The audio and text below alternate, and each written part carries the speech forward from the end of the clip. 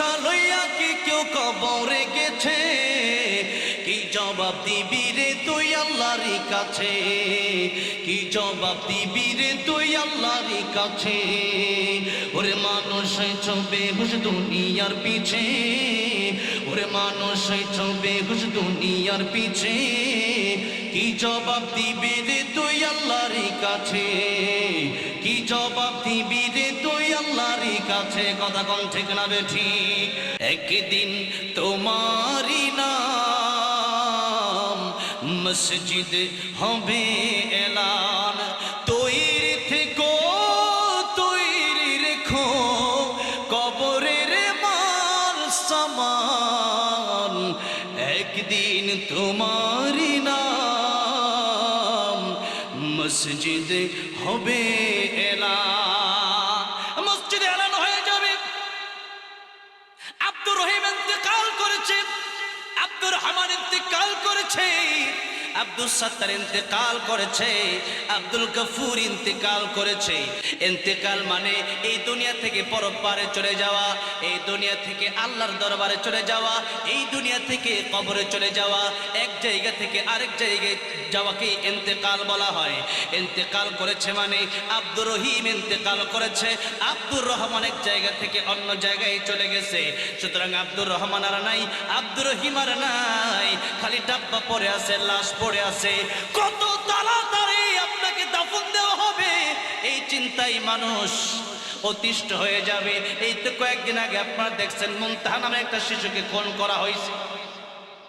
একদিন, দুই দিন, তিন দিন তার বাপ মা তার জন্য পোস্ট করলো, তারে ফিরিয়ে দিতে পারলে 1 লাখ, 2 লাখ, 5 লাখ পুরস্কার দেব।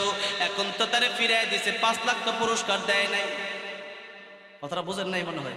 তাহলে তো ঠিকই ফিরাই দিতাম। তার মানে মুনতাহারে ফিরাই দেয় নাই, মুনতাহার ইঞ্জিনটা চইলা গেছে, মানে মুনতাহা চইলা গেছে, তার খালি ডাব্বা ফিরাই দিছে, কোনো পুরস্কার নাই। ও মুসলমান ভাইরা রে আমার, আমার মুরব্বি বাবাজিরা, আমি আপনি যদি চলে যাই তাহলে আমি আপনি তো চলে গেলাম, খালি ডাব্বা পড়ে গেল। এই জন্য আল্লাহ কোরআনে বললেন, ইল্লা মান আতাল্লাহ বিকলবিন সালিম।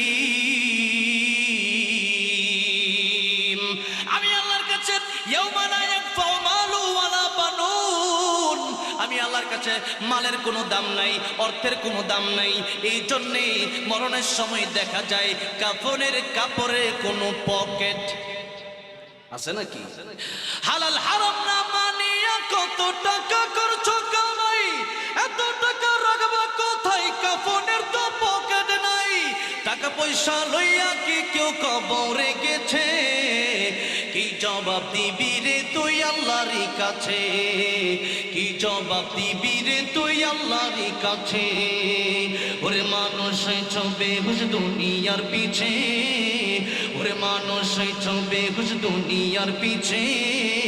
কি জবাব দিবি রে তুই আল্লাহর কাছে? কি জবাব দিবি রে তুই আল্লাহর কাছে? কথা কোন ঠিক না বেঠিক? ও মুসলমান, আজকে বাড়ি গাড়ি নারীর জন্য আমরা পাগল হইছি, কিন্তু আল্লাহর জন্য আমরা পাগল হই নাই। আল্লাহ বলেন, ফামান কানা ইয়ারজু লিকা রাব্বিহি ফালইআমাল আমালান সালিহা ওয়া লা ইউশরিক বিইবাদাতি রাব্বিহি আহাদা। নেক আমল নিয়ে আসো, শিরক মুক্ত ঈমান আমি আল্লাহর কাছে নিয়ে আসো। আমি আল্লাহ রাব্বুল আমিন তোমাদের সাথে দেখা করব, আমি আল্লাহর দিদার তোমাদের নসিব হয়ে যাবে। জোরে কোন সুবহানাল্লাহ। ও মুসলমান, আল্লাহ বললেন, ওয়া কুনতুম আমওয়াতান ফাআহইয়াকুম সুম্মা ইউমীতুকুম সুম্মা ইউহয়ীকুম। চিরমৃত করলাম জীবিত, আবার তোমরা মরবা, আবার আমি আল্লাহ তোমাদেরকে করব জীবিত। সুতরাং দুনিয়াকে যদি তোমরা চিরজীবনের জন্য চিরস্থায়ী মনে করো, এটা সম্ভাবনা হবে না। আল্লাহ বললেন, আল্লাযী খালাকাল মাউতা ওয়াল হায়াতা লিয়াবলুয়াকুম আইয়ুকুম আহসানু আমালা। মরণের কথা আল্লাহ আগে বললেন, এটা কোনো জীবন না, আসল জীবন হলো কবরের পরের জীবন। সুতরাং আল্লাহর নবী বলেন, কে সুমান দানা নাফসাহু ওয়া আমিলা লিমা বাদাল মাউত। মরণের পরের কথা যে ব্যক্তি চিন্তা করবে, মরণের পরের জন্য যে ব্যক্তি আমল করবে, ওই ব্যক্তি হলো আসল মানুষ, ওই ব্যক্তি হলো জ্ঞানী মানুষ। এখন আপনাদেরকে জিজ্ঞাসা করতে চাই, বাড়ি গাড়ি অর্থ সম্পদ দুনিয়ার জন্য যারা পাগল করা হলো, এরা কি জ্ঞানী নাকি? এরা জ্ঞানী? এরা জ্ঞানী হতে পারে না। কিন্তু আল্লাহর কোরআন বলেছে, নবীর হাদিস বলেছে, যে ব্যক্তি জান্নাতের আশায় কাজ করবে, আল্লাহকে পাওয়ার আশায় কাজ করবে, মাল্লাহুল মাওলা ফালাহুল কুল, আল্লাহ রাব্বুল আলামিনের জন্য যে ব্যক্তি পাগল হবে, এই দুনিয়া আল্লাহ তার পায়ে ঢেলে দেবে। সুতরাং দুনিয়ার প্রেমে পাগল না হইয়া আল্লাহর প্রেমে পাগল হওয়ার দরকার আছে না নাই? ও বন্ধু, ও মুসলমান, ও ইমানদার, আল্লাহ রাব্বুল আলামিন সূরা মায়েদার মধ্যে বললেন, ইন্নামা ওয়ালিয়ুকুমুল্লাহু ওয়া রাসূলুহু ওয়াল্লাযীনা আমানুল্লাযীনা ইউকিমুনাস সালাহ ওয়া ইউতুনাজ যাকাতা ওয়া হুম রাকিউন। ও দুনিয়ার মানুষেরা, তোমাদের বন্ধু হবে তিনজন। জোরে আওয়াজ দিয়ে বলেন, বন্ধু হবে কয়জন? এক নম্বরে আল্লাহ বলেন, ইন্নামা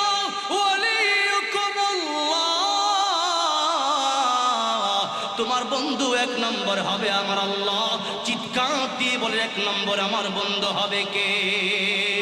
আল্লাহ তুমি কত মহান, কত ভালো বন্ধু, প্রাণে তুমি, মনে তুমি, তুমি দয়ার সিন্ধু। আল্লাহু আকবার।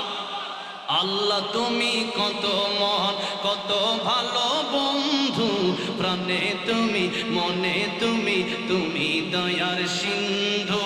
দয়ালু তুমি, তুমি বিধাতা, তুমি তো মাবুদ, তুমি যে দাতা, ঠিক না?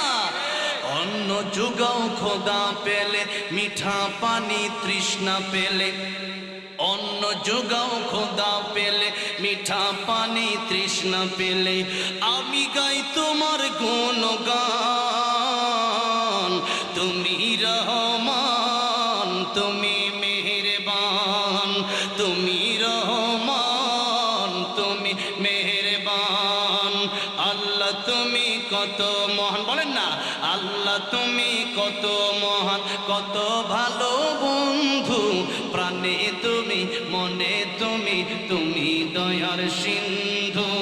আমার ভাইরা, আমার বন্ধুরা, আমার মুরব্বী ওয়াজেরা, এই জন্য আল্লাহ নিজেই বললেন, এক নম্বরে তোমাদের বন্ধু হলাম আমি আল্লাহ। চিৎকার মেরে বলেন, এক নম্বরে আমাদের বন্ধু হবে কে? কারণ যখন আমাদের কেউ ছিল না, তখন ছিলেন কে? আবার যখন কেউ রবে না, তখন রবেন কে?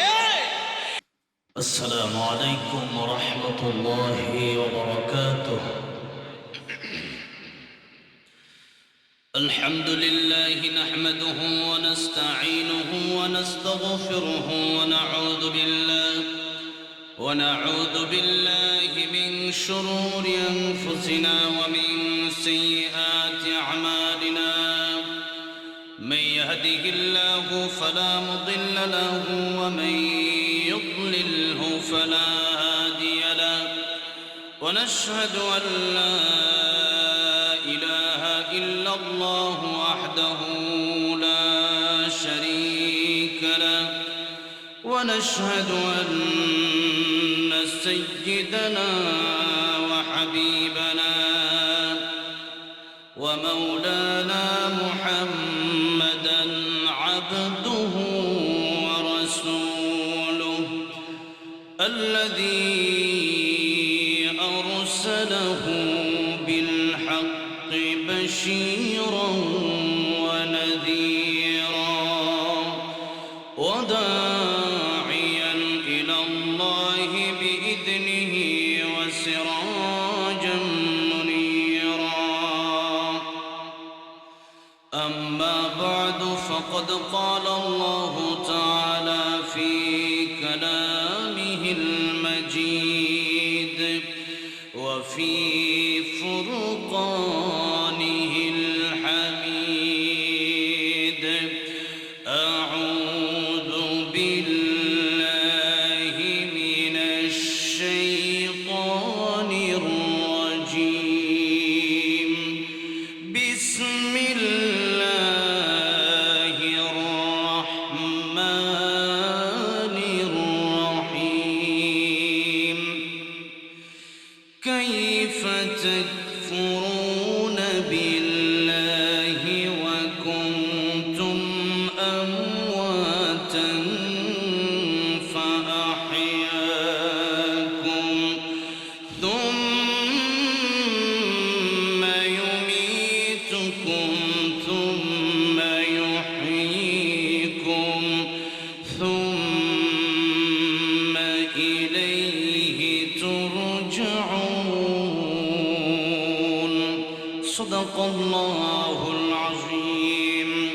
وقال النبي صلى الله عليه وسلم الدنيا سجن المؤمن وجنة الكافر أو كما قال النبي عليه الصلاة والسلام وقال تعالى في شان حبيبه ومحبوبه مخبرا وآمرا إن الله وملائكته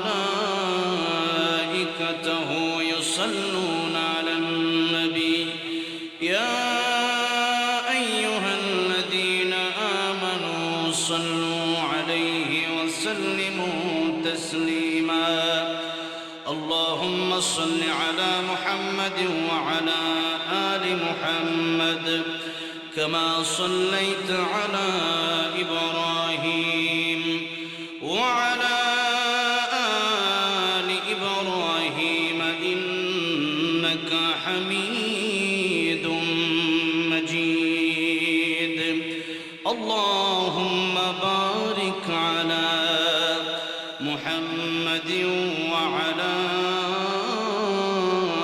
آل محمد كما باركت على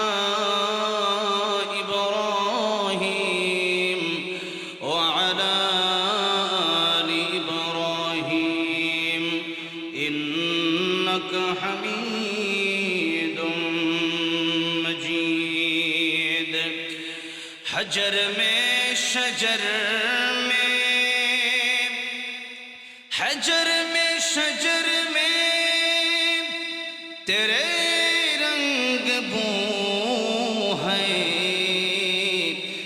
جدھر دیکھتا ہوں اللہ ادھر تو ہی تو ہے محبت شد زر شڑ لا الہ الا اللہ لا الہ الا اللہ لا الہ زبان چھڑ دی আল্লাহর প্রেমে লা ইলাহা ইল্লাল্লাহ লা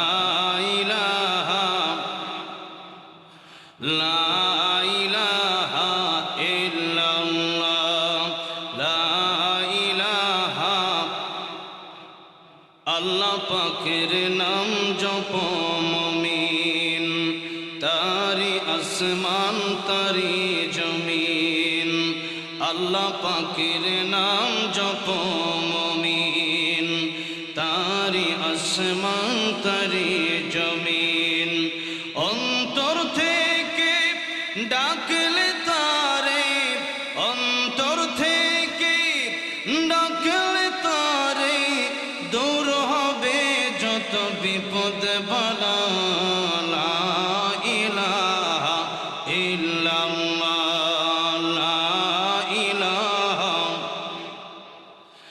লা ইলাহা ইল্লাল্লাহ লা ইলাহা আসিয়া খেলে প্রেমের খেলা ফেরাউন দেয় তার কত জ্বালা আসিয়া খেলে প্রেমের খেলা ফেরাউন দেয় তার কত জ্বালা আরশ থেকে আল্লাহ বলেন আরশ থেকে আল্লাহ বলেন খুলে দাও বেহেশতের তালা লা ইলাহা ইল্লাল্লাহ লা ইলাহা ইল্লাল্লাহ লা ইলাহা ইল্লাল্লাহ মুহাম্মাদুর রাসূলুল্লাহ সাল্লাল্লাহু আলাইহি সাল্লাম। টাঙ্গাইল জেলার ঘাটাইল থানার আমু আবাইদ আজাদিয়া দাখিল ও হাফিজিয়া মাদ্রাসা এবং মসজিদের উদ্যোগে আজকের বার্ষিক তাফসিরুল কোরআন মাহফিলের সম্মানিত শ্রদ্ধাভাজন সভাপতি জনাব মোহাম্মদ আব্দুস সামাদ সাহেব, managing director Samad trade international limited Dhaka. আজকের মাহফিলের প্রধান আলোচক হযরত মাওলানা মুফতি আবু রাফে সিদ্দিকী দামাত বারাকাতুহুম এবং আজকের মাহফিলের প্রধান অতিথি অধ্যাপক ডাক্তার মোহাম্মদ শাহ আলম তালুকদার সাহেব, সাবেক অধ্যাপক ও বিভাগীয় প্রধান শিশু সার্জারি বিভাগ, ঢাকা ও ময়মনসিংহ মেডিকেল কলেজ হাসপাতাল। প্রধান আলোচক জনাব মোহাম্মদ সাইফুর রহমান সাহেব এবং বিশেষ অতিথি জনাব ইঞ্জিনিয়ার মোহাম্মদ হাবিবুল্লাহ ভুইয়া, জনাব ইকবাল কবির আকন্দ সাহেব এবং উপস্থিত হারুনার রশিদ সালেহী সাহেব দামাত বারাকাতুহুম সহ যারা এই মাহফিলের আয়োজন করলেন, আমার বিশেষ করে যুবক ভাইরা যারা আমাকে দাওয়াত করলেন, বিশেষ করে আমার বাইজিদ ভাই যার সম্পর্কে এই 2 বছরই প্রোগ্রামটাতে আমার আশা হলো, হাবিবুর রহমান ভাই, আরিফুল ইসলাম ভাই, আজগর হাজির সাহেব সহ সম্মানিত এলাকাবাসীর সকলেই উপস্থিত আমার প্রাণ প্রিয় যুবক ভাইরা। এই মাহফিলটাতে আজকে যুবক ভাইদের উপস্থিতিটাই বেশি। উপস্থিত আছেন আল্লাহর পেয়ারা মুরব্বী বাবাজিরা, যাদের দাড়ি পাকা, এমন অনেক মুরব্বী আজকের এই ময়দানে উপস্থিত, যাদের দাড়ি পেকে গেছে নবীজি বলেছেন তাদের হাত আল্লাহ ফিরাই দিতে লজ্জা পান, বলেন সুবহানাল্লাহ। এরকম অসংখ্য মুরব্বী বাবাজিরা আমার উপস্থিত হয়েছেন, যারা আমার দাদার সমতুল্য বয়সী। উপস্থিত পর্দার অন্তরালে আমার মা ও বোনেরা, আল্লাহ সুবহান মহিয়ান কুরিয়ান রব্বুল ইজ্জত ওয়াল জালালের আলিশান দরবারে হৃদয়ের গভীর থেকে শুকর আদায় করছি যে মহান রব্বুল ইজ্জত ওয়াল জালাল আমাদেরকে অত্যন্ত দয়া করে, মায়া করে, ভালোবেসে এই কোরআনের ময়দানে, জান্নাতের বাগানে, দ্বীনি মজলিসে কোরআন সুন্নাহ থেকে গুরুত্বপূর্ণ আলোচনা বলা এবং শোনার মতো তৌফিক দান করেছেন। সেই জন্য আবনত চিত্তে হৃদয়ের আবেগ অনুভূতি উজাড় করে দিয়ে আল্লাহর প্রেমে মাতোয়ারা হয়ে জোরে সোরে জবান ছেড়ে দিয়ে পড়ছি আলহামদুলিল্লাহ। এই টাইমটাতে আলোচনা করতে পারলে আমার বড় ভালো লাগে। এজন্য বাদ আসা, আমার আগে হুজুর বলছেন যে মাহফিলে যৌবন টাইম, ঠিকই 11টা পর্যন্ত যৌবন টাইম, এরপরে আস্তে আস্তে একজন উঠে, একজনের খিদা লাগে, একজন দৌড়াদৌড়ি শুরু করে দেয়, ঠিক কিনা করে? যাক, আমার আগামীতে দাওয়াত দিলে এই আসার পরে দাওয়াত দিয়ে না, তাহলে আমি বেশি খুশি হব। এই টাইমে আস্তে আস্তে মানুষ আসে, এটা আসতে দেখলে ভালো লাগে। আর যখন শেষে প্রথম বক্তব্য করতে থাকে তখন একজন দুজন উঠা যাইতে থাকে আস্তে আস্তে শুরু, তখন এটা দেখলে খারাপ লাগে। তা আমি ভালো সময় পাইছি আলহামদুলিল্লাহ। প্রতিদিন শেষ টাইমে দিলেও আজকে এই মাহফিলের সময় মতোই আমার দাওয়াতটা করছে। এই জন্য আমি আবার ডবল শুকর আদায় করতে বলতেছি আলহামদুলিল্লাহ। আসেন, ভূমিকা লম্বা না করে, ভূমিকা বলতে বলতে আমাদের অনেক বক্তাদের সময় জায়গা 1 ঘন্টা, তো এত লম্বা ভূমিকা বলার দরকার নাই। টাঙ্গাইল যেহেতু এটা আমার বাড়ির মতো এলাকা, এই টাঙ্গাইলে যত মাহফিল করছে জীবনে, এত মাহফিল পুরো বাংলাদেশও করি নাই। কথাটা বুঝতে পারছেন? প্রত্যেকদিন টাঙ্গাইল, এই মির্জাপুর, এই গাটাইল, এই ধনবাড়ি, এই মধুপুর, এই গোপালপুর, গুইরাপুর, এইদিকে করি আর কি। তো যাই হোক, আলহামদুলিল্লাহ, টাঙ্গাইল আমার জেলা হলো গাজীপুর, আর গাজীপুরের সাথে হলো টাঙ্গাইল। আর এই টাঙ্গাইল আসতে আমার সময়ও লাগে কম, রাস্তাও খুব ভালো, মানুষও খুব ভালো, খাবার দাবারও খুব ভালো, আচরণও খুব ভালো। এই সব দিক দিয়া বিবেচনা করে টাঙ্গাইল থেকে কোনো ভাবে মাহফিলের জন্য ফোন দিলে আমি সহজে ফিরাই দিই না। তো যাই হোক, এই টাঙ্গাইলের মানুষ খুবই কোরআন প্রেমিক, আল্লাহওয়ালা, নবী প্রেমিক। আল্লাহ তাআলা এই জমিনকে ইসলামের জন্য কবুল করে নেন, বলেন আমিন। আল্লাহর খাস রহমত বরকত আল্লাহ নাজিল করে দেন, বলেন আমিন। সূরা বাকারার 28 নম্বর আয়াত থেকে আমি আপনাদের সামনে তেলাওয়াত করেছি। এই আয়াতের শুরুতেই আল্লাহ বললেন কাইফা। বলেন তো শব্দটা কি? কাইফা। এই শব্দটার অর্থ হলো কিভাবে বা কেমন, কোনা কাইফা হালুকা, কেমন আছেন, আরবি। তো যাই হোক, এই যে কাইফা, এই শব্দটা আশ্চর্যজনকভাবে মানুষ ব্যবহার করে। আল্লাহ কোরআন শরীফের সূরা বাকারার এই আয়াতটা, এই কাইফা শব্দটা দিলেন একটা আশ্চর্যভাবে এটা বললেন। আল্লাহ বললেন কাইফা, কিভাবে, কিভাবে সম্ভব। প্রথমেই দৃষ্টান্ত দিকে যদি বলি, অনেকের সন্তান আছে এখানে, বেশিরভাগ মানুষেরই সন্তান আছে। একটা সন্তানকে আপনি ছোট থেকে জন্ম দেওয়ার পর থেকে আপনি তার জন্য কি না করলেন, আপনি তার জন্য নিজের ঈদের সময় নিজের জামা না কিনা সন্তানের বাপে জামা কিনা দেয়, নিজে আপেল আনলে কমলা আনলে নিজে ওই ভালোটা খায় না, সন্তানরে ভালোটা খাওয়ায়। এরপরে আস্তে আস্তে সন্তানটা বড় হয়, 20 বছর 25 বছর পর্যন্ত একজন বাবা তার সন্তানের জন্য লক্ষ লক্ষ কোটি কোটি টাকা খরচ করে, সন্তানের কাপড় চোপড়, খাওয়া দাওয়া, পড়ালেখা ইত্যাদি ইত্যাদি সবকিছুর জন্য। এরপর একটা সন্তানকে বিবাহ করায়, বিশাল আয়োজন করে বিবাহ টিবাহ সব করাইছেন।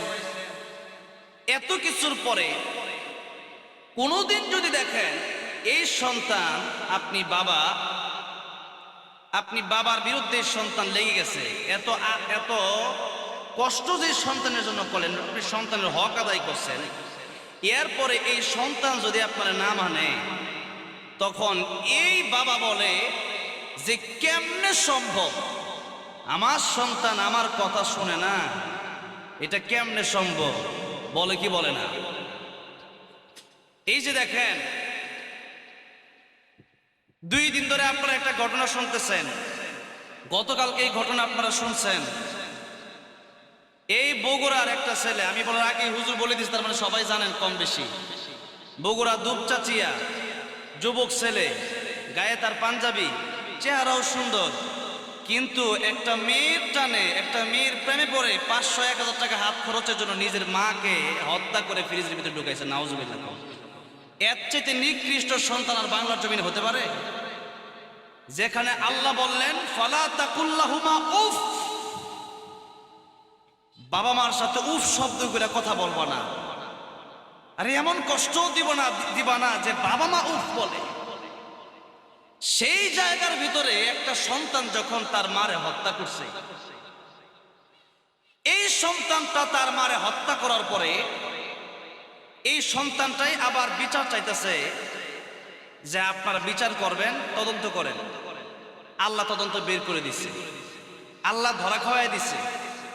এই যে দেখেন অবস্থাটা, এটা তো কিয়ামতের আলামত। এটা কি কিয়ামতের আলামত? এরকম জঘন্য ঘটনা যুগ যুগ ধরে আমরা শুনি না। এরকম ঘটনা এখন ঘটতেছে।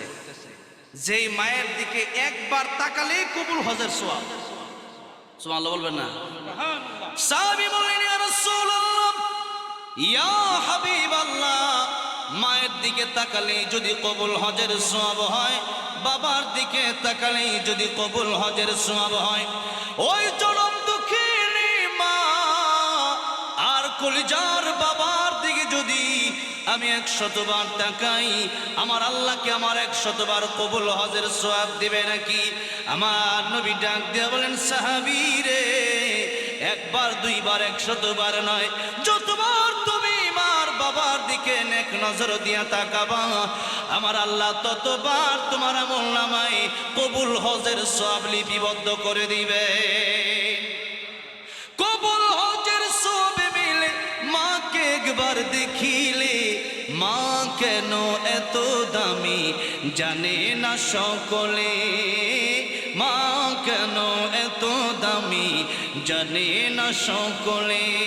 জানতো যদি পড়তো দেখে কোরআন হাদিস খুলে, জানতো যদি পড়তো দেখে কোরআন হাদিস খুলে। কবুল হজের সওয়াব মিলে, মকবুল হজের সওয়াব মিলে, মাকে একবার দেখিলে, মা কেন এত দামি জানে না সকলে, মা কেন এত দামি জানে না সকলে। ঠিক কিনা বলেন? যে মা জনম দুঃখিনী 10 মাস 10 দিন আপনাকে পেটের ভিতর ধারণ করলো, মা জনম দুঃখিনী, আপনি যখন মায়ের পেটের ভিতরে ছিলেন, আপনার মাথাটা ছিল নিচ দিকে আর পা 2টা ছিল কলিজার দিকে। এক এক লাথি মেরেছেন, এক এক লাথির যন্ত্রণা মা সইতে পারে নাই। সেই জনম দুঃখিনী মা তখন চিন্তা করেছে, এখন যদি আমার হাতে বিষ থাকতো, এই বিষ পান করে আমি মরে যেতাম, কোনোদিন বাচ্চা নেওয়ার কল্পনাও মা করে না। ওই জনম দুঃখিনী মা যখন তার সন্তানের সুন্দর চেহারাটা দেখে, আর যখন বাচ্চা কাঁদতে থাকে, তখন জনম দুঃখিনী মা সেই সমস্ত যন্ত্রণাগুলোর সাথে সাথে বলে যায়। যেই মা এত কষ্ট করলো আপনার জন্য, 2 বছর দুধ পান করাইলো, আপনি ঘুমাইছে, আপনার মা আপনার জন্য ঘুমাইলো না, বলেন তো দেখি সেই মায়ের দাম আল্লাহর পরে আছে না নাই? সেই মায়ের ব্যাপারে নবীজি বললেন একবার তাকাইলেই কবুল হজের সওয়াব। এবার দেখেন, হজ করতে গেলে যেমন কিছু ইবাদত আছে দৈহিক, দেহের মাধ্যমেও ইবাদত আছে, আর্থিক ইবাদতও আছে। আর দেহের ইবাদত কোনটা? যেমন নামাজ। নামাজ যদি আপনি না পড়েন, আপনি যদি বলেন যে কিরে দোস্ত কেমন আছো? ভালো আছি, এই যে না তোর 500 টাকা দিলাম, ফজর নামাজ আমি একদিনও পড়তাম না, তুমি পড়ে দিও প্রত্যেক দিন। বলেন টাকার দাপটে কি নামাজের এই গুনাহ থেকে আপনি মুক্তি পাবেন? নামাজ না পড়ার গুনাহ থেকে? অথবা ফজর নামাজ পড়লে যে সওয়াবটা হলো, আপনি যদি টাকার গরম দেখায় বলেন যে আমার 50,000 আছে, আমি মাদ্রাসা দিয়ে দিলাম, ফজর পড়বো না, বলেন এই টাকার গরমে কি নামাজের সওয়াব আপনি পাবেন? কোনোভাবেই সম্ভব না। এটা হচ্ছে দৈহিক ইবাদত, এটা দেহের মাধ্যমে আপনাকে করতেই হবে, এটা টাকা দিয়ে সম্ভব না। নামাজ আপনাকে মসজিদে গিয়ে জামাতের সাথে আপনাকে সশরীরে উপস্থিত হয়ে আদায় করতে হবে, ঠিক কিনা বলেন? আমাদের দেশে কিছু লোক আছে, এরা বলে বাউল শিল্পী, এরা ওয়াজও করে, আবার গানও গায়, আবার উল্টাপাল্টা কথাও বলে। এরা মাঝে মধ্যে বলে যে মনের নামাজ নাকি বড় নামাজ। নাউজুবিল্লাহ। মনের নামাজ যদি বড় নামাজ হয়, একটা কথা আপনারা শুধু বুঝবেন, মনের নামাজ যদি বড় নামাজ যদি বলে, তাহলে আমিও বলতে চাই মনের খাবার বড় খাবার। 3 দিন মোট গাছের নিচে এদেরকে বেঁধে রাখা হবে। এরপর বলতে হবে যে এই যে 3 দিন বেঁধে রাখলাম, কোনো খাওয়ার নাই, পানি নাই, হ্যাঁ তাড়াতাড়ি গলা শুকায় গেছে, পানি দাও, খিদা যদি বাঁচতেছি না, তখন আপনি বলবেন কোনো খাওয়ার নাই, তুই মনে মনে খা। নামাজ যদি মনের নামাজ বড় নামাজ হয়, তাহলে খাওয়ানো তো মনে খাওয়ান বড় খাওয়ানো তুই। ও খাই ভাই এমনি দেহ দিয়া, মুখ দিয়া, জিব্বা দিয়া, আর আল্লাহর নাম জবান দিয়ে ডাকলে ওটা বুঝি মনে মনে চিন্তা করলে যাইব। তাহলে যেমনি ভাবে খাওয়া দাওয়া মনে মনে কলা খাইলে যেমন আসল কলা খাওয়া হয় না, ঠিক তেমনি ভাবে এই দেহের মাধ্যমে অন্তরে আল্লাহর ভয় নিয়ে নামাজ না পড়লে, মনে মনে নামাজ পড়লে ওইটা নামাজ হয় না।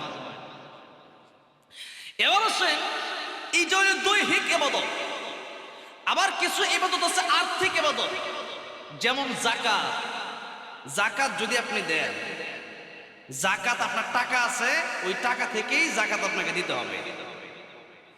এবার আসেন টাকা না দিয়া আপনি মনে করলেন যে এমনি মাঝে মাঝে 2-4 টাকা দান করে দিলাম, ওইটা যাকাত হয়ে যাবে, হবে? হবে না। বা দান সদকাই বলেন, দান সদকা করতে হলে একটা অর্থ দিতে হয়, যে 500 টাকা মসজিদ মাদ্রাসার লেগে দেন। তাহলে আপনি যদি কোন যে আপনি দি মনে, অনেক লোক আছে কিন্তু কই দি মনে, এরপরে আর দেয় না, আছে না নাই? ওয়াজের সঙ্গে যদি মনে, এরপরে মাসকে মাস দিয়ে খুঁজে পাওয়া যায়। তো এটা হইলো আর্থিক ইবাদত। তো নামাজ আপনাদেরকে বুঝাইলাম, আর যাকাত আপনাদেরকে বুঝাইলাম। নামাজটা হইল দৈহিক ইবাদত, আর যাকাতটা হইল আর্থিক ইবাদত। এখন দৈহিক এবং আর্থিক উভয়টার সমন্বয়ে একটা ইবাদত আছে, ওই ইবাদতের নাম হইল হজ। ওই ইবাদতের নাম কি? হজ করতে হইলে আপনাকে মনে রাখতে হবে আপনার দেহ সুস্থ থাকতে হবে। 2 নম্বরে আপনার টাকা পয়সা থাকতে হবে। আপনার টাকা নাই, হজ ফরজ হবে? অথবা আপনার টাকা আছে, আপনি এমন অসুস্থ যে দুটা পাওই নাই আপনি, অথবা আপনার হাত নাই, হজ করতে পারবেন না, তাহলে আপনার হজ ফরজ হবে না। দৈহিক আর্থিক এই দুইটারই সক্ষমতা লাগবে, তাতেই আপনার হজ ফরজ হবে, এছাড়া হজ ফরজ হবে না। এরপরে দেহ হইল সুস্থ। আবার এই যে এবার তো আমি হজে যাচ্ছি আলহামদুলিল্লাহ, হজে আমার তো আল্লাহ নিয়ে যাইতেছে, আমার আল্লাহ ফিরিয়ে লইয়া যায়। তো এখন সাধারণ মানুষ যদি 8-10 লাখ টাকা লাগে, লাগে না? 8-10 লাখ টাকা লাগে হজ যাইতে হইলে। তো এখন 8-10 লাখ টাকাও লাগে, আবার আপনার দেহও লাগে, দুইটা দিয়েই গেলেন কতর কথা। এরপরে হজ করলেন, হজ তো কবুল হইতেও পারে নাও, কথা কোন ঠিক না ঠিক? কিন্তু প্রাণ প্রিয় মায়ার নজর দিয়া যদি একটা নজর তাকাতে পারেন, আল্লাহ নবী বিশ্ব নবী রাহমাতুল লিল আলামিন বললেন, ও দুনিয়ার মানুষেরা, কবুল হজের সব আল্লাহ তোমাদের আমল নামায় দিয়ে দিবে। কি হজ? কবুল হজ। এবার চিন্তা করেন, বছরে কয়বার হজ করা যায়? হজ একবার, জিল হজ মাসে। বছরে একবার হজ করা যায়, তাও জিল হজ মাসে নির্দিষ্ট সময়ে। আগামী জিল হজ মাস শেষের আগে আগে আমি বাঁচবো কিনা জানি না, আপনি বাঁচবেন কিনা জানেন না, কিন্তু মা দরদি যখন বেঁচে আছে, প্রাণের বাবা যেহেতু বেঁচে আছে, ঘরের ভিতরে গিয়া একটা আপেল নিয়ে, একটা কমলা নিয়া, 1 কেজি আঙ্গুর নিয়া মায়ের সাথে দেখা করবেন। মা একটা হাসি দিবে, ওই মায়ের হাসির দাম কত? ওই যে আপনার সুন্দর চেহারা, আপনার আচরণে খুশি হইয়া মা হাসলো, মা খুশি হলো, এতে আমার আল্লাহ রাব্বুল আলামিন আপনার কবুল হজের সব সাথে সাথে আমল নামায় লিখে দিবে। একদিনে আপনি 100 বারের বেশি 1000 কবুল হজের সব নিতে পারেন। আরে এই কথাগুলা বললে পরে এটা কি আমলের কথা না? এটা কি আমলের কথা না? এই কথাগুলো আমরা মানি না। একটা হজ করতে যাবে, 500 লোকের কাছে দোয়া চায়, এরপরে কি কত নানান ধরনের বাহানা। হজ করতে যাবে, এটা দে ওইটা দে, দেখায় যাবো, দোয়া করো, আর মায়ের দিকে তাকাইলেই কবুল হজের সব হচ্ছে। এই যে ওয়াজটা করলাম, এই ওয়াজ কি, এটা কি কোটি টাকা দিয়ে পাওয়া যাবে নাকি ওয়াজ? এই যে ওয়াজটা করলাম, এই ওয়াজ যদি আপনি মানতে পারেন তবেই তো মাহফিল সফল। তাহলে আজকে থেকে এই যে কথাটা, এটা আপনি গুরুত্ব দিয়ে নেবেন যে মা জনম দুঃখিনী, যেই মায়ের দিকে তাকালেই কবুল হজের সওয়াব। যে যখনই বাড়িতে যাব, মার দিকে চোখটা সুন্দর করে দিয়ে হাসি মুখে তাকাবেন। রাজি আছেন না? ইনশাআল্লাহ। যখনই ঢুকবেন, আসার সময় মার 100 টাকা দিয়েইবেন, আসার সময় একটা কিছু একটা হাদিয়ে দিয়েবেন মারে। আজকে আমরা মাকে আর বাবাকে কিছু টাকা পয়সা মা বাপ চাইলে মনে হয় মেজাজ গরম হয়ে যায়। জোরে কোন ঠিক না? ঠিক 2 দিন পরে খালি এত টাকা পয়সা দূর। আর আপনি আসলেন তার জন্য, আপনার জন্য সারা জীবন মা বাপ দিয়ে দিল, আর এখন আপনি কিছু টাকা দিতে গেলে পরে আপনার গায়ে লাগে। যে সন্তানটা তার মারে মেরে ফেললো, এই সন্তানটা কি আর বুঝলো যে মার যে এত দাম? যেই মায়ের পায়ের নিচে নবীজি বললেন জান্নাত রয়েছে, সেই মারে জবাই কইরা দিয়া জান্নাত হারায় ফেলছে। ঠিক কিনা? জোরে বলেন। আল্লাহ আমাদেরকে এই সমস্ত আযাব গজব থেকে, এই সমস্ত শয়তানি থেকে হেফাজত করেন, বলেন আমিন। বলতেছিলাম, একজন মা, একজন বাবা, সেই মা বাবার সাথে বেয়াদবি যখন করে, তখন বাবা মা এই কথাটা বলে যে আমার সন্তান হইয়া আমার সাথে কেমনে বেয়াদবি করলো, যে কিভাবে সম্ভব? মা বাবা আশ্চর্য হইয়া মাঝে মধ্যে বলে, কি বলে না? বলে। ঠিক তেমনি ভাবে আল্লাহ রাব্বুল আলামিন সূরা বাকারার 28 নম্বর আয়াতে বললেন, কাইফা তাকফুরুনা বিল্লাহি ওয়া কুনতুম আমওয়াতা ওয়া কুনতুম আমওয়াতান ফাআহইয়াকুম থুম্মা ইউমীতুকুম থুম্মা ইউহয়ীকুম থুম্মা ইলাইহি তুরজাউন।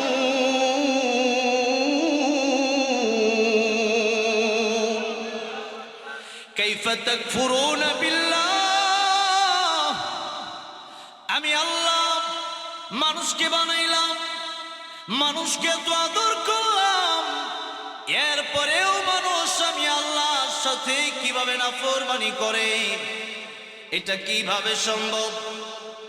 অথচ আমওয়াতা, মানুষ ছিল মৃত, ফাআহইয়াকুম, আমি আল্লাহ তাদেরকে জীবন দান করলাম।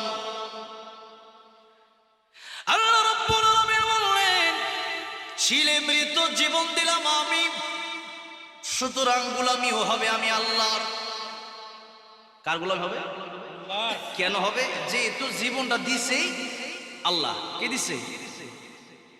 এখন সাধারণত গার্মেন্টসে যদি কেউ চাকরি করে, সে যদি ঠিক মতো চাকরি না করে, তাহলে কি বেতন দিবে?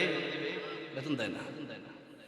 আর আমরা আল্লাহর গোলামি যে করবো, ফজরের নামাজের সময় যখন ডাক দেয় আসসালাতু খায়রুম মিনান নাওম,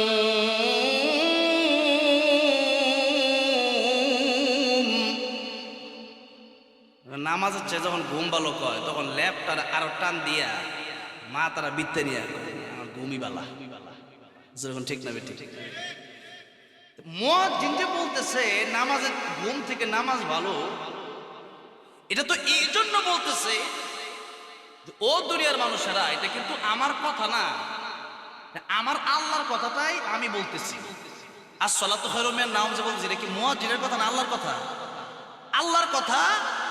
আল্লাহর প্রতিনিধি হইয়া মুয়াজ্জিন মসজিদে বলতেছে আসসালাতু খায়রুম মিনান নাওম। আর আপনি যখন লেপ দিয়া উল্টা এই মাথা ঘুরে লইলেন, তখন বলেন আমার আল্লাহ কি দেখে কি দেখে না? আমার আল্লাহ তো দেখতেছে। তখন আমার আল্লাহ কষ্ট পায় কি পায় না? যে আমার জন্য আমার ডাক চলে আসছে, আমি তোরে ডাকতেছি তুই মসজিদে আয়, আর তুই মসজিদে না আইসা তুই ঘুমাচ্ছিস। ও বান্দারে, এটা তো একটা নাফরমানি। তার ব্যাপারে আল্লাহ রাব্বুল আলামিন কোরআন শরীফে আয়াত নাযিল করেছেন, ফামান যুহজিহা আনিন নারি ওয়া উদখিলাল জান্নাতা ফাকাদ ফাজ ওয়া মাল হায়াতুদ দুনিয়া ইল্লা মাতাউল গুরুর। আল্লাহ পাক বললেন, ও দুনিয়ার মানুষেরা, সফলতা কোন জায়গায়? যারা জাহান্নামের আগুন থেকে বেঁচে জান্নাতে যেতে পারবে, এরাই হবে প্রকৃতপক্ষে সফল কাম। এরা কি সফল কাম? বাড়ি গাড়ি, ব্যাংক ব্যালেন্স, জমি জায়গা আর অনেক কিছুই হবে, কিন্তু এগুলোর নাম সফলতা আল্লাহ বলেন নাই। আল্লাহ বলেন ওয়া উদখিলাল জান্নাহ, জান্নাতে যদি প্রবেশ করতে পারো এটাই হবে তোমার জন্য সফলতা। সুতরাং কিয়ামতের ময়দানে কেউ যদি জাহান্নামের আগুনে জ্বলে, আর জাহান্নামের আগুন যদি তার জন্য ওয়াজিব হয়ে যায়, আর যদি জান্নাত তার জন্য হারাম হয়ে যায়, তাহলে বলেন তো এর চাইতে কষ্ট আর কিছু হতে পারে নাকি? এর চাইতে কষ্ট আর কিচ্ছু হতে পারে না। এই জন্য শিরক যদি আপনার অন্তরে থাকে, আপনার জবানে থাকে, আপনার কাজে কর্মে থাকে, তাহলে সেই শিরক এখনই ছেড়ে দেওয়ার দরকার আছে না নাই? শিরক করা যায় তিন ভাবে। কয় ভাবে? তিন ভাবে। এক নম্বরে আপনার অন্তর দিয়ে আপনি শিরক করবেন। মানুষের অন্তর দিয়ে মানুষ শিরক করে। কিভাবে? যেমন আপনি মনে করলেন, মনে মনে ভাবলেন আর কি, যে আমার আল্লাহ বাচ্চা দিতে পারে, সন্তান দিতে পারে, আর আমার বাবাও পীর বাবাও সন্তান দিতে পারে। এই কথা যদি আপনি চিন্তা করেন শুধু, এটা কি হবে? শিরক হবে। দুই নম্বরে আপনি যদি জবান দিয়ে শিরক করেন, যেরকম জবান দিয়া আপনি ডাইরেক্ট পীর বাবার কাছে চাইলেন, পীর বাবা আপনি আমার সন্তান দেন। অথবা আমরা অনেক সময় মুখে মুখে এই কথা বলি যে ক্ষমতার উচ্চ জনগণ, যেরকম নাউজুবিল্লাহ, সকল ক্ষমতার মালিককে, তাবারাকাল্লাযী বিয়াদিহিল মুলক ওয়া হুয়া আলা কুল্লি শাইইন কাদির। আকাশ, এই জমিন, এই সব কিছুর একচ্ছত্র মালিকানা কার? আল্লাহ। সুতরাং এই দুনিয়াতে যেহেতু মালিক আল্লাহ, আইন চলবে, হুকুম চলবে কার?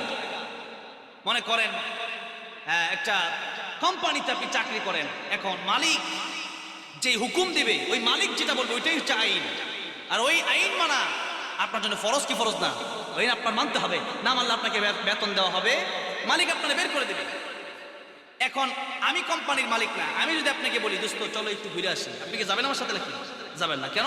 আপনার আইন না, আপনার হুকুম মানার কোনো দরকার নাই। হুকুম যদি মানতে হয় আমার মালিকেরটা আমি মানি, আর যদি মালিকেরটা না মানেন তাহলে বিপদ আছে। আর আল্লাহ যে আল্লাহ আমাদেরকে সৃষ্টি করলেন, মালিকের মালিক, বাদশার বাদশা যিনি, সেই আল্লাহ রাব্বুল আলামিনের আইন আমার আল্লাহর আইনের চাইতে বড় কোনো আইন আছে? সুতরাং আল্লাহ আইন করলেন, আস-সারিকু ওয়াস-সারিকাতু ফাকতাউ আইদিয়াহুমা, কেউ যদি চুরি করে তার হাত কেটে দাও। আজ থেকে আরো 10 বছর 20 বছর আগে যদি আইন চালু হতো বাংলার সংসদে, তাহলে আপনারা কি মনে করেন এই দেশে যে স্বৈরাচার হাসিনা সহ যারা আছে, যারা চুরি করে কোটি কোটি টাকা যারা দিল্লিতে নিয়ে গেল, এরা কি চুরি করার সাহস পেত? এরা চিন্তা করতো চুরি করলে হাত কেটে দেওয়া হবে। আর আজকে যারা চোর এরা আর চুরের বিচার করবে কি? হ্যাঁ, যদি বিচারক নিজেই হয় চোর তাহলে সে বিচারটা করবে কি? রশি দিয়ে যদি আমারে বাঁধে, রশি যদি দোষ করে রশিরে বাঁধবে কি? হ্যাঁ, এই জন্য আজকে চুরির বিচার আমার দেশে নাই। আজকে বিয়ে করার পর পরকে আছে না নাই? অভাব নাই। বিয়ে করার পরেও জিনা, এই জিনার শাস্তি হলো তারে মাটিতে গেড়ে এরপরে তার পাথর মারতে মারতে তাকে মেরে ফেলতে হবে, শেষ করে দেবে। এই শাস্তিগুলো কি আছে নাকি আমাদের দেশে? তো এগুলো শাস্তি যদি আজকে বাংলাদেশে থাকতো, একজন চুরি করার পরে যদি বাইতুল মোকাররম ঢাকায় সময় টিভি, যমুনা টিভি আর যত টেলিভিশন নিউজগুলো আছে তাদেরকে নিয়ে যদি সবার সামনে লক্ষ জনতার সামনে একটা চোরের হাত কেটে দেওয়া হতো, বলেন দেশে কি চোর থাকতো? আজকে দেশে চোর আছে না নাই? ডাকাত আছে না নাই? দিন দুপুরে ডাকাতি হয়, দিন দুপুরে রাস্তা আটকে আছে, জ্যামে পড়বেন, ডাকাতেরা এসে বলবেন যা সব। চিন্তা করে দেখেন, আল্লাহর কোরআনের আয়াতের আইনগুলো যদি আগেই বাস্তবায়ন হয়ে যেত, আজকে বাংলাদেশে কোন খারাপি দেখা লাগতো না। আজকে বাংলাদেশে রাহাজানি দেখা লাগতো না, চুরি ডাকাতি দেখা লাগতো না, জিনা দেখা লাগতো না। আজকে বাংলাদেশে সবকিছু সব অশান্তি দূর হয়ে যাবে, শান্তি আসবে যদি মাত্র একটা রাজ আপনি কায়েম করতে পারেন, সেটা হচ্ছে কোরআনের রাজ। এটা কিসের রাজ? আল্লাহর কোরআন যদি বাংলাদেশ কায়েম করতে পারেন, বাংলাদেশে কোনো অশান্তি থাকবে না, চুরি ডাকাতি থাকবে না, জিনা থাকবে না, পরকীয়া থাকবে না। আর আজকে আল্লাহর কোরআন বাদ দিয়ে শান্তি চান, শান্তি কশিন কালেও আসা সম্ভব না। সম্ভব নাকি? সম্ভব। এই জন্য আল্লাহ রাব্বুল আলামিন বললেন, যারা আল্লাহর আইন বাদ দিয়া অন্য কারো গোলামি করতে চায়, শিরিক কিভাবে হয় দেখেন। বাংলাদেশের ভিতরে হাজার হাজার মূর্তি স্থাপন করলো, এরপরে কলেজ ইউনিভার্সিটির সোনার সন্তান যাদেরকে বলেন, সেই সন্তানগুলো দিয়ে নেতারা যায় তাদের সামনে মাথা নত করে, মূর্তির সামনে পর্যন্ত মাথা নত করিয়ে দিয়েছে। যার কারণে ইন্ডিয়া রিপাবলিক বাংলা চ্যানেল, এই চ্যানেলের সাংবাদিকরা যখন এই বাংলাদেশের জনগণ মূর্তি ভাঙা শুরু করলো, তখনই তারা খেপে গেল যে বাংলাদেশের মুসলমান আমরা তো ডাইরেক্ট শিরিক করি, আর তাদেরকে ইনডাইরেক্ট শিরিক করতে চাইছিলাম। তাদের মূর্তি দিয়ে, তাদের বাপ-দাদার মূর্তি দিয়ে সিজদা করতে চাইছিলাম, কিন্তু তারা তা করে নাই। আজকে আমাদের প্ল্যান সব মাটি হয়ে গেছে। এই জন্য তারা বলতেছে ডক্টর ইউনূস ওইটা করে কেন, ওইটা কেন শুরু পোলাপানি কি শুরু করছে বাংলাদেশে। দেখেন বাংলাদেশ ধ্বংস হয়ে যাচ্ছে। এই সমস্ত কথাবার্তা ওই ইন্ডিয়ার সাংবাদিকরা আমাদের বিরুদ্ধে বলতেছে। আমাদের দেশ, আমাদের কোনো সমস্যা নাই, আর তাদের কাছে সমস্যার অভাব নাই। আজকে নিজের সন্তান নিয়ে কথা বলে না, কিন্তু সৎ মা দেখবেন আদর করে অন্যটার। কি সমস্যা? কি সমস্যা? হলো এটা যে আমার সন্তান বড় হয়ে হাঁটবে, আর সেজন্য হাঁটতে না তারা একবার পঙ্গু করে দিতে চায়।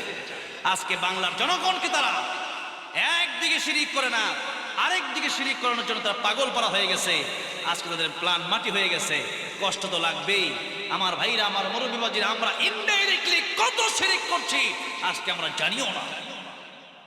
আল্লাহ যেটা দিতে পারেন, দুনিয়ার কোন পীর বাবা সেটা দিতে পারে না, দুনিয়ার কোন নেতা সেটা দিতে পারে না। এই যে মাহফিলে বসে আছেন শত শত লোক আমার সামনে, আমিও আপনাদের সামনে বসে আছি। বলেন তো দেখি, একে যদি আজকে কেউ মারা যায়, স্টেজের ভিতরে আমি মারা যেতে পারি কি পারি না? আপনারা মারা যেতে পারেন কি পারেন না? স্টেজের ভিতরে ফিরোজ শাহ গান গাচ্ছিল, 1 মিনিটের নাই ভরসা, সাঙ্গ হবে রং তামাশা, দম ফুরাইলে বন্ধু চক্ষু বুঝিলে। এই গান গাইতে গাইতে তার মরণ হয়ে গেল। কত শ্রোতা এই মাহফিলে বসে বসে ওয়াজ শুনতে শুনতে মরণ হয়ে গেল। আচ্ছা, কেউ যদি মরে যায়, কারো ক্ষমতা আছে যে এখান থেকে তার আবার উদ্ধার করে তার আবার জীবনটা দিবে? বলেন আছে? নাই। এই জন্য কবি বলেছিলেন, ইঞ্জিনটা চইলা গেলে হায়রে হায়রে হায়, ডাব্বাটা পয়রা রইবে এই যে দুনিয়ায়। ইঞ্জিন চলে গেলে পরে ডাব্বার কোনো দাম নাই। এই ইঞ্জিন, রূহ নামক ইঞ্জিন যদি চলে যায়, এই বলের আর কোনো দাম নাই। যে স্ত্রী ছাড়া আপনি ঘুমাতে পারেন না, যে স্ত্রী আপনাকে ছাড়া ঘুমাতে পারে না, আপনার টাকার বাড়ি গাড়ি অর্থ করে সম্পদের অভাব নাই, কিন্তু আপনার খালি বডি আর ঘরের ভিতরে রাখা হবে না, বরং আপনার লাশটা বাইরে রেখে দেওয়া হবে। যে দুরূহ নাই, আমি আর জুবাইর নাই, যে দুরূহ নাই এই জন্য আপনার জসিম নাই, যে দুরূহ নাই আপনি আর আব্দুর রহমান নাই, যেহেতু রুহু নাই এই জন্য আপনি আব্দুর রহিম নাই। রুহু নাই মানে আব্দুর রহিম চইলা গেছে, রুহু নাই মানে আব্দুর রহমান চইলা গেছে, রুহু নাই মানে জুবাইর চইলা গেছে, রুহু নাই মানে জসিম চইলা গেছে। এখন তার নাম হয়ে গেছে লাশ, এখন তার নাম হয়ে গেছে লাশাই, কিচ্ছু নাই খালি বলি একদিন তোমারই নাম মসজিদ হবে এলান। তৈরি থেকো তৈরি রেখো কবরের মাল সামান, একদিন তোমারই নাম মসজিদ হবে এলান। মসজিদ এলান হয়ে যাবে। আব্দুর রহিম ইন্তেকাল করেছে, আব্দুর রহমান ইন্তেকাল করেছে, আব্দুল সত্তার ইন্তেকাল করেছে, আব্দুল গফুর ইন্তেকাল করেছে। ইন্তেকাল মানে এই দুনিয়া থেকে পরপারে চলে যাওয়া, এই দুনিয়া থেকে আল্লাহর দরবারে চলে যাওয়া, এই দুনিয়া থেকে কবরে চলে যাওয়া, এক জায়গা থেকে আরেক জায়গায় যাওয়াকে ইন্তেকাল বলা হয়। ইন্তেকাল করেছে মানে আব্দুর রহিম ইন্তেকাল করেছে, আব্দুর রহমান এক জায়গা থেকে অন্য জায়গায় চলে গেছে। সুতরাং আব্দুর রহমান আর নাই, আব্দুর রহিম আর নাই, খালি ডাব্বা পড়ে আছে, লাশ পড়ে আছে। কত তাড়াতাড়ি আপনাকে দাফন দেওয়া হবে এই চিন্তায় মানুষ অতিষ্ঠ হয়ে যাবে। এই তো কয়েকদিন আগে আপনারা দেখছেন মুনতাহা নামে একটা শিশুকে খুন করা হয়েছে। একদিন, দুই দিন, তিন দিন তার বাপ মা তার জন্য পোস্ট করলো, তারে ফিরিয়ে দিতে পারলে 1 লাখ, 2 লাখ, 5 লাখ পুরস্কার দেব। এখন তো তারে ফিরিয়ে দিছে, 5 লাখ তো পুরস্কার দেয় নাই। কথাটা বোঝেন নাই মনে হয়? তারে তো ঠিকই ফিরাই দিতাম, তার মানে মুনতাহারে ফিরাই দেয় নাই, মুনতাহার ইঞ্জিনটা চইলা গেছে, মানে মুনতাহা চইলা গেছে, তার খালি ডাব্বা ফিরাই দিছে, কোনো পুরস্কার নাই। ও মুসলমান ভাইরা রে আমার মুরব্বি বাবাজিরা, আমি আপনি যদি চলে যাই তাহলে আমি আপনি তো চলে গেলাম, খালি ডাব্বা পড়ে গেল। জল আল্লাহ কোরআনে বললেন ইল্লা মান আতাল্লাহ বিকলবিন সালিম। আমি আল্লাহর কাছে ইয়াউমা লা ইয়ানফাউ মালু ওয়ালা বানুন, আমি আল্লাহর কাছে মালের কোনো দাম নাই, অর্থের কোনো দাম নাই। এই জন্যে মরণের সময় দেখা যায় কাফনের কাপড়ে কোনো পকেট আছে নাকি? হালাল হারাম না মানিয়া কত টাকা করছো কামাই, এত টাকা রাখবা কোথায়, কাফনের তো পকেট নাই। টাকা পয়সা লইয়া কি কেউ কবরে গেছে, কি জবাব দিবি রে তুই আল্লাহর কাছে, কি জবাব দিবি রে তুই আল্লাহর কাছে। ওরে মানুষ বেহুশ দুনিয়ার পিছে, ওরে মানুষ বেহুশ দুনিয়ার পিছে, কি জবাব দিবি রে তুই আল্লাহর কাছে, কি জবাব দিবি রে তুই আল্লাহর কাছে। কথা কোন ঠিক না বেঠিক?